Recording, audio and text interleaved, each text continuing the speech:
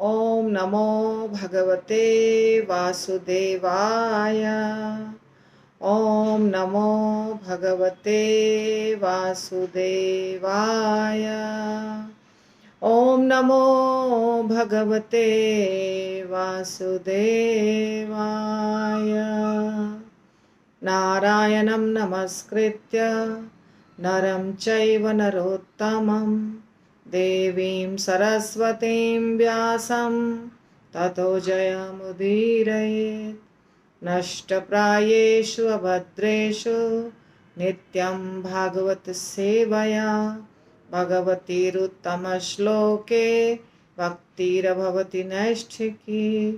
कृष्णाय वासुदेवाय देवकी नंदनाय च नन्दगोपकुमाराय गोविन्दाय नमो नमः।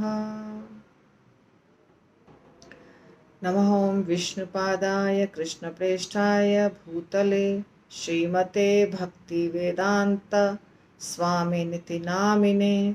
नमस्ते सारस्वते देवे गौरवाणी प्रचारिणे निर्विशेष शून्यवादी पाश्चात्य देशतारिणे। श्रील प्रभुपाद की जय। गुरु महाराज की जय। अनंत कोटि वैष्णव वृंद की जय। राधा कुंज बिहारी भगवान की जय। राधा वृंदावन चंद्र भगवान की जय। हम लोग आज बहुत जल्दबाजी में हैं क्योंकि बहुत लेट हो चुका है और हमें फास्ट करना है। श्रीमद् भागवतम पहला स्कंद 9वां अध्याय 48वां नंबर श्लोक। ततो युधिष्ठिरो गत्वा सह कृष्णो गजाव्ययम् पितरं सान्त्वयामास गान्धारीं च तपस्विनीं। तथा तत्पश्चात युधिष्ठिर महाराज युधिष्ठिर ने गत्वा वहां जाकर सह साथ कृष्ण भगवान के गजाव्य हस्तिनापुर नाम की राजधानी में पितरम अपने ताऊ धृतराष्ट्र को सांत्वयाम आस ढाढ़स दिलाया। गांधारीम धृतराष्ट्र की पत्नी को च तथा तपस्विनीम योगिनी। तत्पश्चात तुरंत ही महाराज युधिष्ठिर भगवान श्री कृष्ण के साथ अपनी राजधानी हस्तिनापुर गए और वहां पर अपने ताऊ धृतराष्ट्र तथा अपनी ताई तपस्विनी गांधारी को ढाढ़स बंधाया। तो यहाँ का जो था भीष्म पितामह का अंतिम क्रिया जलाना मतलब वो हो गया।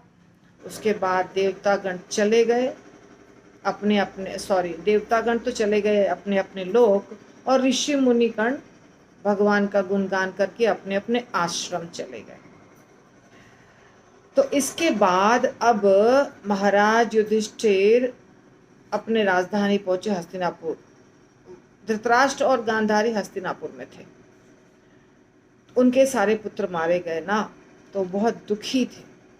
तो उन्हें युधिष्ठिर महाराज सांत्वना देने के लिए ढाढ़स बंधाने के लिए गए।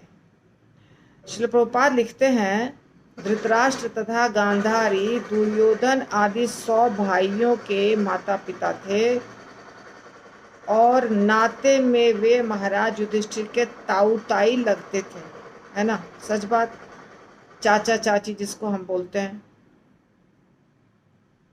तो कुरुक्षेत्र के युद्ध के बाद अपने सारे पुत्र पौत्रों को खोकर यह यशस्वी दंपत्ति महाराज युधिष्ठिर के संरक्षण में था। उनके अपने तो कोई बच्चे बचे नहीं, सारे पुत्र युद्ध भूमि में समाप्त हो गए, शहीद हो गए। तो अंत में देखिए धृतराष्ट्र ने चाहा राजा बनना तो वो नहीं बन सका क्योंकि अंधा था। पांडु बने तो उसे अंदर में बहुत गुस्सा था, क्रोध था, क्योंकि पांडु की मृत्यु हो गई तो वो राजा नहीं बने, उनको देखभाल केवल करना था क्योंकि सारे बच्चे छोटे थे और पांडु नहीं थे। तो वो अंधे थे तो वो राजा नहीं बन सकते थे। अंधा व्यक्ति कैसे राजा बनेगा? तो पांडु की जब मृत्यु हुई तो धृतराष्ट्र पांडु के राजगद्दी को संभाल रहे थे, लेकिन जब उनके पुत्र हुए तो उनके 100 पुत्र भी युधिष्ठिर से छोटे हो गए। तो जो सबसे बड़ा होता है राजकुमार, वही राजा बनता है। इसीलिए दुर्योधन राजा नहीं बन सकता था, क्योंकि वो उम्र में छोटा था युधिष्ठिर से। इसीलिए फिर चक्कर हो गया कि युधिष्ठिर राजा बनेगा। तो धृतराष्ट्र के अंदर जो थी आग, अग्नि सुलग रही थी, मैं नहीं राजा बना तो मेरा पुत्र बनेगा, तो पुत्र भी नहीं बन सकता था। तो इतनी सारी युक्ति लगाई। ये पांडव जो गण थे, पांडव गण, पांडु के पुत्रगण, उन सबको मारने की कोशिश की, जलाकर मारने की कोशिश की, घर से भगा दिया, लेकिन अंत में विधि के विधान को कोई नहीं टाल सकता। अंत में वो पांचों के पांचों बच गए और इनके 100 के 100 खत्म हो गए। ये है सत्य की विजय। अब इनके 100 पुत्र समाप्त हो गए तो कहाँ रहेंगे? तो भतीजा यानी युधिष्ठिर ही इनकी देखभाल कर रहे थे। कितनी बड़ी बात है, बताइए। तो संरक्षण, युधिष्ठिर महाराज के संरक्षण में रह रहे थे, यानी उनके प्रोटेक्शन में। और वे अपनी इतनी अपार क्षति से उत्पन्न अत्यंत कष्ट से संतप्त थे और तपस्वियों का सा जीवन बिता रहे थे। अभी क्या भोग विलास करेंगे? भोग विलास वाली तो कोई बात बची नहीं, सारे पुत्र मर गए युद्ध में। अब लग रहा होगा धृतराष्ट्र को कि मैंने क्यों युद्ध होने दिया, परंतु जब युद्ध हो रहा था तो धृतराष्ट्र भी खुश था अंदर में। धर्मक्षेत्रे कुरुक्षेत्रे समवेता युयुत्सवः मामकाः पांडवाश्चैव किम अकुर्वत संजय। संजय से धृतराष्ट्र ने ही पूछा, धर्मक्षेत्र कुरुक्षेत्र, कुरुक्षेत्र को धर्मक्षेत्र भी कहते हैं, तो कुरुक्षेत्र में जो युद्ध हो रहा है, जो धर्मक्षेत्र भी है, वहाँ मेरे बच्चे और पांडु के जो बच्चे हैं वो क्या कर रहे हैं? जैसे विदुर जी अपोज किए, नहीं गलत है, दुर्योधन गलत कर रहा है, दुशासन गलत कर रहा है, उसकी बात मत होने दीजिए, परिणाम अच्छा नहीं होगा, अन्याय है, अनैतिक आचरण है। धृतराष्ट्र ने कुछ नहीं किया। धृतराष्ट्र साथ दिया अपने पुत्र का। चुप रहना भी साथ देना होता है। तो अब हो गया सब समाप्त, सब समाप्त हो गया। तो कष्ट भरा जीवन, कुछ नहीं हुआ। युद्ध भूमि में झोंक दिया अपने 100 पुत्रों को, जल भुन के खत्म होके सब समाप्त हो गए। अब कुछ नहीं कर सकते हैं। अगर हमने बोला जाता है, काटे बिड़वा नीम को आम कहाते हो, नीम का पौधा लगाए हैं तो फल जब उगेगा तो नीम ही उगेगा, वो आम तो होगा नहीं। अपने पुत्रों को गलत आचरण करते समय नहीं रोके, करने दिए जो इच्छा थी वो, कि मेरा पुत्र राजा बन जाएगा, तो अब भुगतिए। तो कष्ट भरा जीवन बिता रहे थे, तपस्वियों का जीवन बिता रहे थे। और धृतराष्ट्र के चाचा भीष्म देव की मृत्यु एक और बड़ा सा आघात हो गया। भीष्म पितामह, वो तो वैसे भी शरशैया पर सो रहे थे, तो कष्ट में ही थे, तो उनको तो जाना ही चाहिए था, लेकिन उनकी मृत्यु हो गई तो और दूसरा आघात। अतएव उन्हें युधिष्ठिर महाराज से सांत्वना की आवश्यकता थी। तो महाराज युधिष्ठिर को अपने कर्तव्य का ज्ञान था, अतएव वे तुरंत कृष्ण सहित उस स्थान पर पहुंचे और शोकाकुल धृतराष्ट्र को दयामय शब्दों से अपनी और भगवान की ओर से संतुष्ट किया। अभी क्या संतुष्ट करेंगे, लेकिन एक होता है, जब हम किसी को बोलते हैं ये कार्य गलत है मत करो, ये कार्य गलत है, मत करो। उस समय तो बिल्कुल नहीं सुनता, वो व्यक्ति करता ही है। उसके बाद उसका तो बर्बादी हो जाती है, उसका नुकसान हो जाता है। फिर वो रोना धोना शुरू होता है उसका। जब रोना धोना शुरू होता है तो हमको भी बैठ के रोना धोना पड़ता है उसके साथ। क्यों? क्योंकि अब उस स्थिति में हम उसको डांट नहीं सकते हैं। लेकिन जब पहले उसको समझाया कि ये काम मत करो, तो वो सुनता नहीं है। वही कहानी, धृतराष्ट्र को पहले समझाया ये काम गलत है, मत करो मत करो मत करो, नहीं बात माना, सपोर्ट किया अपने बेटे को। अब उसको केवल सांत्वना देना है, और क्या। जो नुकसान होना था वो तो नुकसान हो गया। गलत तरीके से, गुरु महाराज कहते हैं, शॉर्टकट से कुछ नहीं होता है। जैसे भगवान भी शॉर्टकट से नहीं प्राप्त होंगे। लॉन्ग लॉन्ग जर्नी, सिंपल रास्ता, भक्तिमयी रास्ता ईमानदारी के साथ अपनाओ, एकदम फास्ट शॉर्टकट। फटाफट पहली दीक्षा, दूसरी दीक्षा, तीसरी दीक्षा, उससे क्या होगा? अंदर से शुद्धिकरण होना चाहिए। फटाफट कुछ नहीं होता है, तो अंदर से शुद्धिकरण होना चाहिए।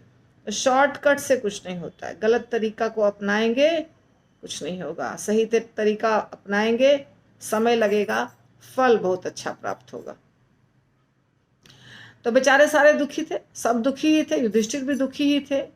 अब मार काट जहां होगा वहां पे कोई भी आदमी खुश नहीं हो सकता, कभी भी संभव नहीं है। चाहे वो वर्ल्ड वॉर हो, चाहे हिंदुस्तान पाकिस्तान हो, मृत्यु किसी को खुशी नहीं देती है। मार काट, बदला लेना, इससे कभी शांति और सुख नहीं मिलने वाला है। शांति और सुख मिलता है प्रेम से रहने में, और जो भगवान ने दिया है उसको मिल करके, बातचीत करके, ईमानदारी से अपना हिस्सा लेके खाने में और भजन करने में। उसके सिवाय कोई उपाय नहीं है। परोपकार में सुख है, स्वार्थ में सुख नहीं है। स्वार्थ जहाँ होगा वहाँ पे मुसीबत होने वाली है। तो महाभारत तो मैं पढ़ती नहीं हूँ, क्या पढ़ के करूँगी, उसमें यही सब लिखा है और बहुत बड़ा है, लंबा चौड़ा, इसलिए मैं महाभारत ना पढ़ी हूँ, ना पढ़ने की इच्छा है। इच्छा इसलिए नहीं कि समय नहीं है उतना लंबा बड़ा सा ग्रंथ पढ़ने का। तो यद्यपि गांधारी आज्ञाकारिणी पत्नी थी तथा दयालु माता का जीवन बिता रही थी, लेकिन वे शक्तिमान तपस्विनी भी थी। गांधारी जो थी अच्छी थी। गांधारी अपने पति के कारण, पतिव्रता नारी में उनका नाम है, गांधारी का नाम है पतिव्रता नारी में। अपने पति के कारण उसने अपने आंखों पर भी पट्टी बांध लिया कि मेरे पति नहीं देख सकते हैं, कैसे जीवन बिता रहे होंगे, कितनी तकलीफ़ें हो रही होंगी, तो वो तकलीफ़ मुझे भी होना चाहिए, मुझे भी अनुभव होना चाहिए कि जब व्यक्ति देख नहीं सकता है तो उसका जीवन कैसा होता है। मैं क्यों एंजॉय करूं? जो मेरे पति जो चीज़ भोग नहीं सकते हैं उसको मैं भी नहीं भोगूंगी, ऐसा विचार था।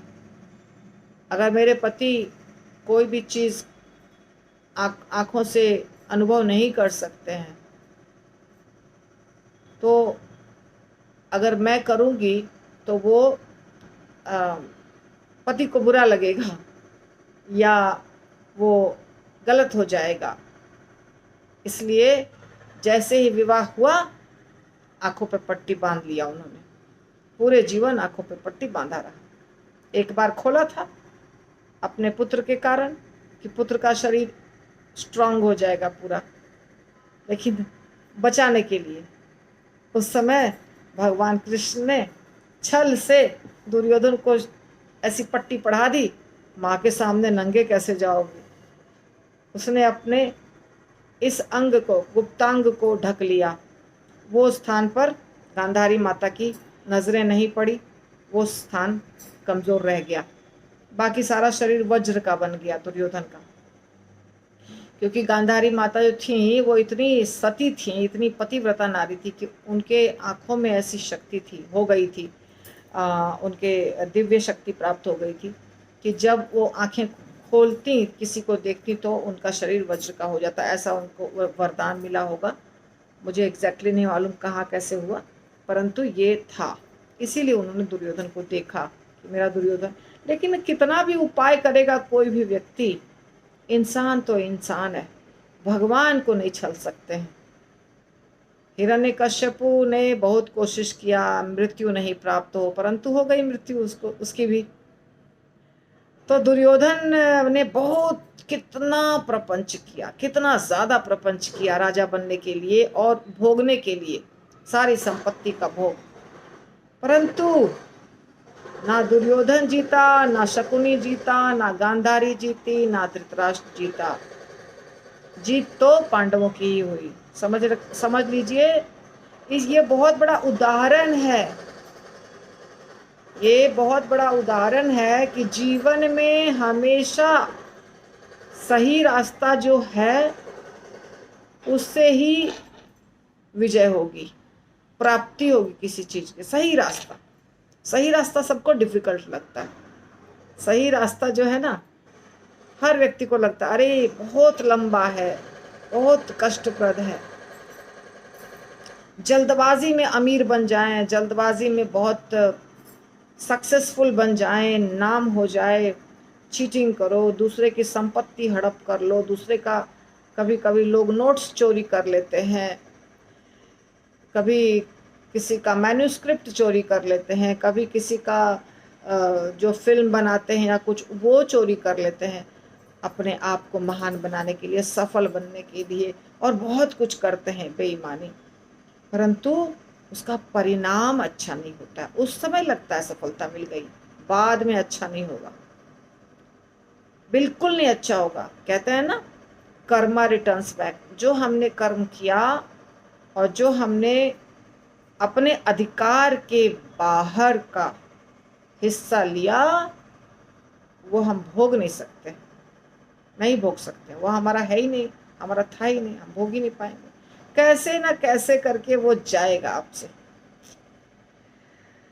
तो अभी गांधारी माता भी तपस्विनी का जीवन बिता रही हैं, धृतराष्ट्र भी तपस्वी का जीवन बिता रहे हैं।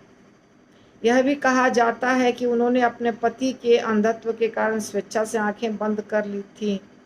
पत्नी का कर्तव्य है कि पति का 100% अनुगमन करे, और गांधारी इतनी पतिपरायणा थी कि पति के निरंतर अंधत्व में उनका अनुगमन करती रहीं। अतएव वे अपने कार्यों से महान तपस्विनी थीं। श्रील प्रभुपाद ने वही बताया है जो मैंने बताया। इसके अतिरिक्त अपने 100 पुत्रों और पौत्रों के सामूहिक, पौत्र भी मर चुके थे, ऐसा नहीं केवल पुत्र, पुत्र के पुत्र जो थे ना, सब लड़ाई में थे। जैसे अभिमन्यु था अर्जुन का पुत्र, वैसे दुर्योधन के भी पुत्र थे, सबके पुत्र थे, सबकी मृत्यु हुई।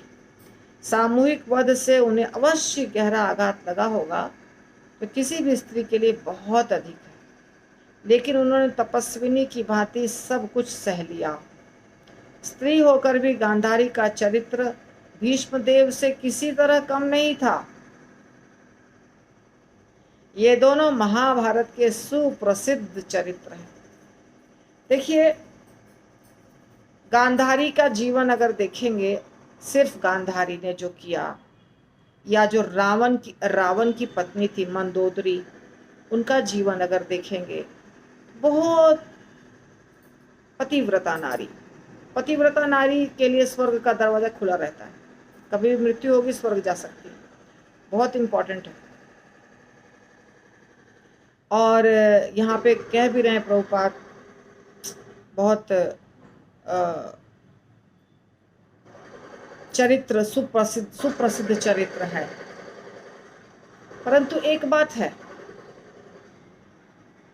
यदि किसी व्यक्ति का, किसी माता, किसी स्त्री का पति रावण हो या किसी का पति धृतराष्ट्र हो, तो भाग्यशाली तो नहीं हो सकता है वो।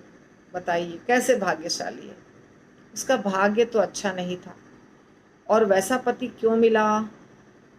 कुछ तो कर्म ऐसे थे, जो किसी को रावण जैसा पति मिलेगा या किसी को धृतराष्ट्र जैसा पति मिलेगा, ये अच्छा भाग्य की निशानी नहीं है।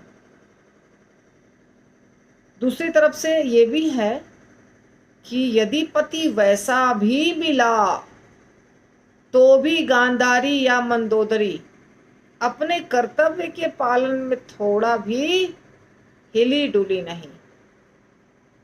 चाहे पति कितना भी गलत किया, सपोर्ट।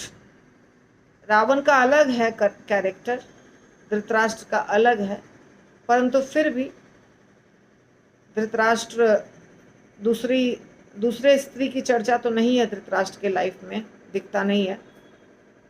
रावण के लाइफ में तो वो भी था, बहुत सारी राजकुमारियों को ला ला करके बंदी बना के रखा था, बहुत कुछ उसके बारे में कहते हैं लोग। परंतु वैसा पति मिलेगा तो कोई भी स्त्री का भाग्य कैसे अच्छा बोला जा सकता है। पार्वती माता का भाग्य बहुत अच्छा है, शिव जी जैसे पति मिले। शिव जी महान वैष्णव, और सिर्फ महान वैष्णव नहीं, शिव जी पार्वती माता को बहुत ज्यादा प्यार करते हैं, बहुत मतलब बहुत, सीमा से ज्यादा। इसीलिए आप देखिएगा हमारे देश में लड़कियां व्रत रखती हैं, शिवरात्रि का व्रत। हमको शिव पार्वती की जैसी जोड़ी है, वैसी ही जोड़ी हमारी रहे, हमको अच्छा पति मिले। तो शिव जी बहुत महान। अब आप कहेंगे रामचंद्र जी क्यों नहीं? सीताराम भगवान की पूजा कोई व्यक्ति इसके लिए नहीं करता है कि हमको सीताराम के जैसी जोड़ी बना दीजिए, क्योंकि सीता माता के जीवन में वियोग है बहुत भयंकर।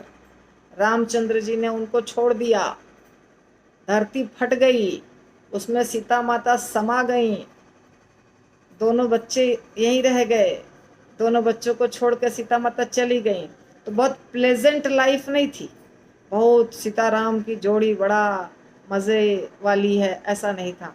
इसीलिए कोई भी कन्या जो चाहती है वर या उपवास व्रत करती है, वो सीताराम के लिए नहीं करती है, शिव पार्वती के लिए करती है, शिव पार्वती के समान जोड़ी हो। ये भौतिक दृष्टिकोण है। आध्यात्मिक दृष्टिकोण से सीताराम कभी अलग नहीं हुए, भगवान राम और सीता माता ये अलग चीज़ है, ये तो भक्त जानते हैं, गुरु जानते हैं। परंतु भौतिक दृष्टिकोण से फिर राधा और कृष्ण ये भी अलग हुए, भौतिक दृष्टिकोण से राधा और कृष्ण भी अलग हुए, सीताराम भी अलग हुए, शिव पार्वती नहीं हुए। हाँ, उमा जो थी शिव जी की पहली वाली पत्नी उमा, उन्होंने थोड़ा गड़बड़ किया था, भगवान राम की परीक्षा ली थी, इसीलिए उनका वियोग हो गया, वो सती हो गई और बाद में वही बन गई पार्वती, और फिर से विवाह हुआ उनका हिमालय की पुत्री पार्वती माता। तो इसलिए ग्रंथों में बहुत अच्छी अच्छी पतिव्रता नारियों की चर्चा है। गांधारी का भी नाम है उसमें, बहुत सती नारी थी, ठीक है ना। तो उनका प्रभुपाद ने बताया बहुत अच्छे से। और अब हम अगला श्लोक लेंगे। पित्रा चानुमतो राजा वासुदेव अनुमोदितः चकार राज्यम धर्मेण पितृपैतामहं विभुः।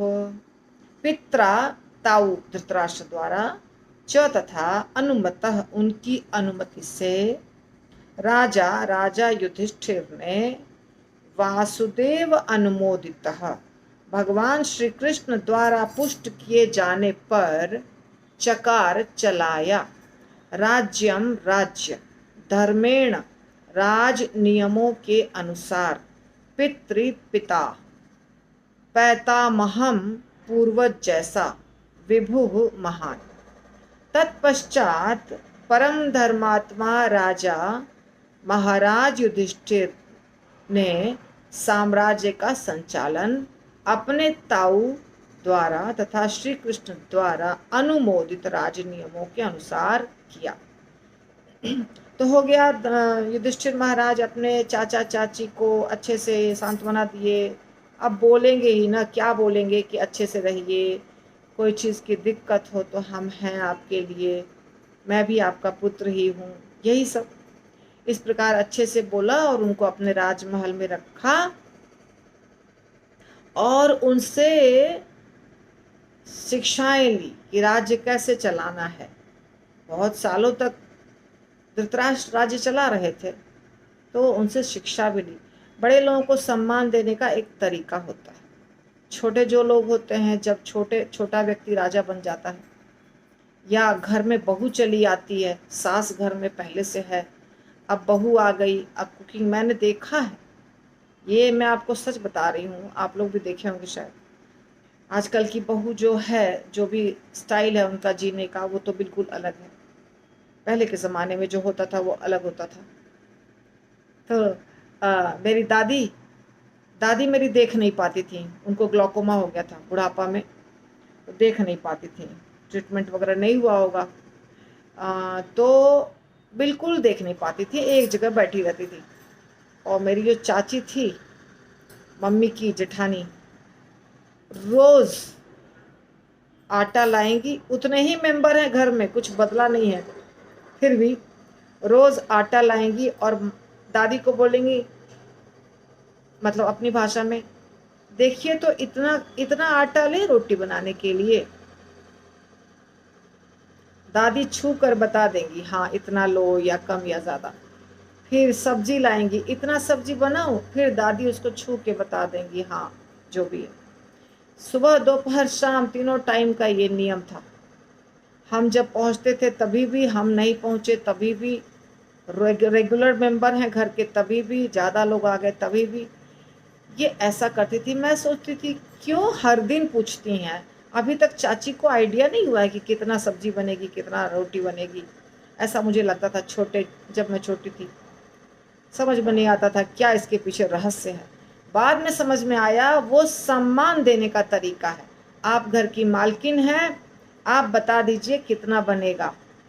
और चूंकि वो देख नहीं सकती थी इसलिए रोज, तो ये तरीका है। अब युधिष्ठिर महाराज राजा बन गए। युधिष्ठिर महाराज तो धर्मराज थे, उनको सब कुछ का ज्ञान था। फिर भी ऐसा सोच सकते थे युधिष्ठिर महाराज की क्या पूछेंगे धृतराष्ट्र से, कैसे राज्य चलाना है। मुझे तो ज़्यादा ज्ञान है, धृतराष्ट्र से ज़्यादा ज्ञान मुझे है। या धृतराष्ट्र ने राज्य चला के क्या कर लिया, शकुनी आए और इतना सारा उत्पात मचा दिया, लड़ाई हो गई, ऐसा नहीं सोचा युधिष्ठिर महाराज ने। युधिष्ठिर महाराज उनसे निर्देशन लिए, आप समझाइए कैसे राज्य चलाना है। उनसे पूछ पूछ करके राज्य चलाए, और भगवान कृष्ण से भी पूछ करके राज्य चलाए। राजा का जो कर्तव्य है, नियम वगैरह जो राज्य में, वो सब के लिए ये हमको सीखना है। बोलते हैं कि वैष्णव एटिकेट का क्लास लीजिए। वैष्णव एटिकेट सब जगह रहता है, ऑटोमेटिकली आप सीख सकते हैं। क्लास की ज़रूरत है कुछ चीज़ों के लिए, दिया अगरबत्ती कैसे जलाएं, आरती कैसे करें, पर जो व्यवहार होता है वो सब श्रीमद् भागवतम में, चैतन्य चरितामृत में, सारे ग्रंथों में वर्णन है कैसे बर्ताव करना है। अभी आप देखिए युधिष्ठिर महाराज कैसे धृतराष्ट्र से पूछ रहे हैं, गांधारी कैसे अपने पति के कारण आंखों पे पट्टी बांध ली है। क्या समझ में आ रहा है, पति के साथ हमारा संबंध कैसा होना चाहिए, एक स्त्री का क्या कर्तव्य है, ये शिक्षा मिल रही है। यहाँ पे युधिष्ठिर महाराज अपने चाचा से सलाह मशवरा लेकर के राज्य चला रहे हैं, शिक्षा मिल रही है। इसी प्रकार मंदिर में डिवोटीज होते हैं, भक्त होते हैं, कोई जूनियर कोई सीनियर, ऑटोमेटिकली जूनियर सीनियर दीक्षा के अनुसार हो जाता है। व्यक्ति दीक्षा जैसे होती है, जिसकी जब दीक्षा हुई है उस डेट को माना जाता है सीनियरिटी जूनियर बताने के लिए। किसी की दीक्षा को 10 साल हो गए हैं वो सीनियर है, किसी के दीक्षा को 8 हुए हैं वो उससे जूनियर है, किसी को 5 हुए हैं वो उससे जूनियर है, जिसको अभी 1 या 2 साल वो और जूनियर है। ऐसे ये सिस्टम चलता है, ये चलना चाहिए। और इसके साथ साथ सेवा में कौन कितना ज़्यादा है। कभी कभी ऐसा होता है कि कोई 10 साल पुराना डिवोटी है, 20 साल पुराना डिवोटी है, परंतु वो सेवा कुछ नहीं कर रहा है। कोई डिवोटी है 10, उससे बहुत जूनियर है, पर सेवा करने में बहुत एक्सपर्ट है। तो ऐसे में सीनियर को भी रिस्पेक्ट देना चाहिए, मतलब सीनियर भी जूनियर को रिस्पेक्ट दे, ये भी एक तरीका है। जैसे आप कहीं काम करते हैं और वहाँ पे आप 15-20 साल से काम कर रहे हैं, सीनियर हो चुके हैं, पर दूसरा एक लड़का आता है जो आपका बॉस रहता है, एकदम यंग बॉय है, क्योंकि उम्र में तो जूनियर है, परंतु उसने डिग्री बहुत ज़्यादा ली है, आईआईटी से है, आईआईएम से है, फॉरेन कंट्री से डिग्रीज लेकर आया है। तो या तो फिर यूपीएससी एग्ज़ाम करके, तो बूढ़े बूढ़े लोग जो 50 साल के हैं, 55 साल के हैं, वो सब का बॉस बना हुआ है। 25 साल का लड़का, उसके पास कला है, उसके पास टैलेंट है, उसके पास डिग्री है, इसीलिए तो वहाँ पे भी हमें रिस्पेक्ट यंग बच्चे को देना पड़ेगा, क्योंकि यंग है परंतु उसके अंदर गुण है जिसके चलते वो बॉस बना है। तो ये चीज़ें हमें सब जगह से सीखनी चाहिए, मिलती है, ये सारी चीज़ें हमें अपने आप मिल जाती हैं शास्त्रों में, उसे सीखना चाहिए। हाँ, तो अभी आज तो यहीं रोकूंगी मैं, क्योंकि समय हो चुका है, और कल हम इसमें जो प्रभुपाद ने परपोट लिखा है उसका वर्णन देखेंगे। ठीक है। ग्रंथराज श्रीमद् भागवतम की जय। निताई गौर प्रेमानंदे। हरि हरि बोल।